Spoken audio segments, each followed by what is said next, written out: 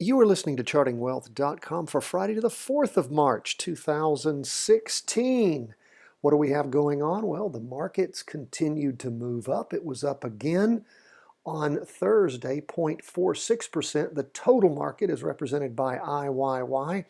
We always start with the iShares Dow Jones US Total Market Index Fund, tracks the whole market. We have 1, 2, 3, 4, 5, 6, 7 two-day candles, 2 weeks worth. Actually, more than 2 weeks. Actually, the market's only open 5 days a week at the most, but 14 days of upward movement. The derivative oscillator crossed over on the 4th. It took a few more days until the 16th of February for the MACD to cross over going up. That's a real indicator. When it crossed over, the market took off at that point and has continued to climb ever since then. When we look at our intraday movement, what do we see going on? Well, the market was up in the morning, followed by more movement up in the afternoon. Sometimes the market's up in the afternoon, settles back down in the morning. Sometimes it's the opposite.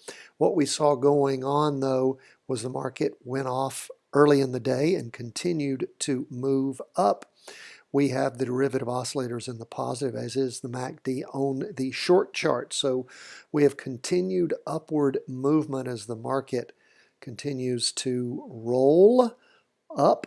Of course, it's not reached anywhere near the high it was back in December after that huge falling off when the market trundled down starting on the first day the market opened in January on the 4th, and then just continue to move down until sometime in late January, up some in February, then dropping back over, going actually a little below the lows in January. They're around mid-February, and then it started moving up since then. It's up at the top of the Bollinger Bands right now as far as the 4-hour chart goes, and again, in positive territory. Now, if we go back to our 2-day chart and take a look at what the SPY is up to, it was up 0.39% for the day. It too rolled over going up back on the 16th of February and has gone up pretty much since then, still above the 2-day trend line. If we look at the 4-hour chart, we see that indeed the market moved up in the morning and the afternoon, still in positive territory. Derivative oscillators continue to move up. And looks like the MACD and the signal line have diverged a little bit further throughout the course of the day. They're not too far apart on the 4-hour chart, but and at the top of the range as far as indicators go, but we'll just continue to watch. Still has more room to move up, even in the volatility bands as shown by the Bollinger Bands above the 2-day trend line.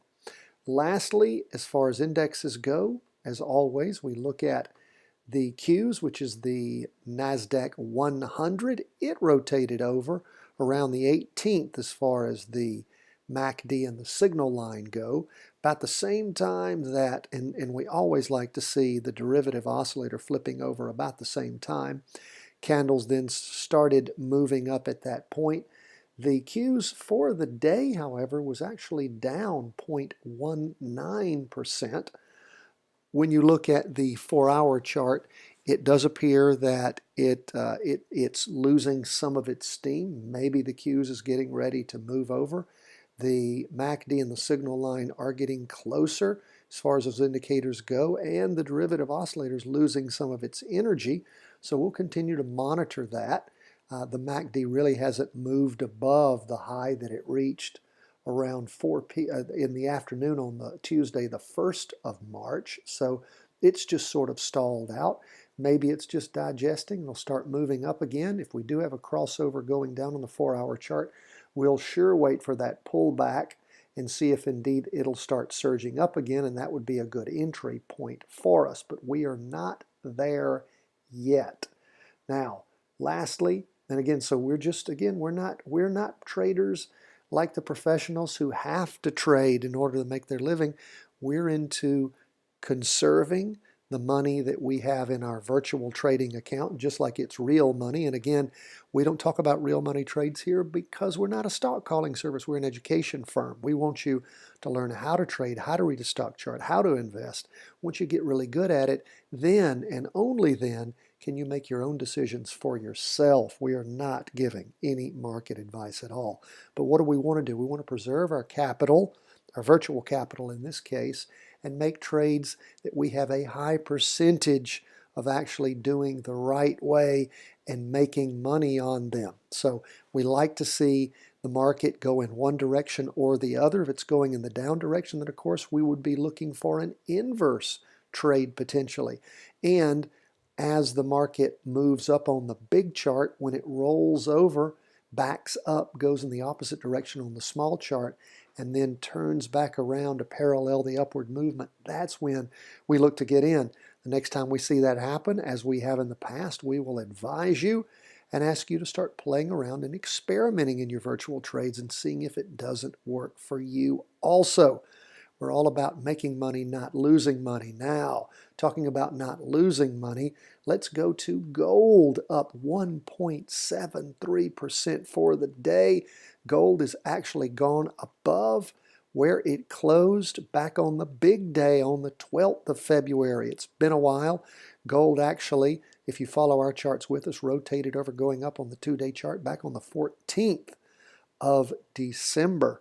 Really sort of slid sideways for a while until early January, then moved up for a few days, then slid sideways, and then took off around the 21st or so of January on our 2-day charts, and then just started that huge climb, dropped back over around the 16th on our 2-day chart, and has slowly started making that climb again. What I'm curious of is let's see what our 4-hour chart has done. It's finally crossed over, going up.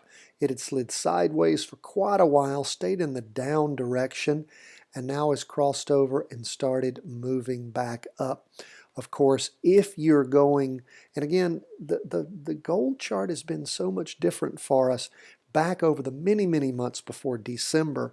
The 4-hour chart was our money chart. It just worked whenever it rotated over, going up or down.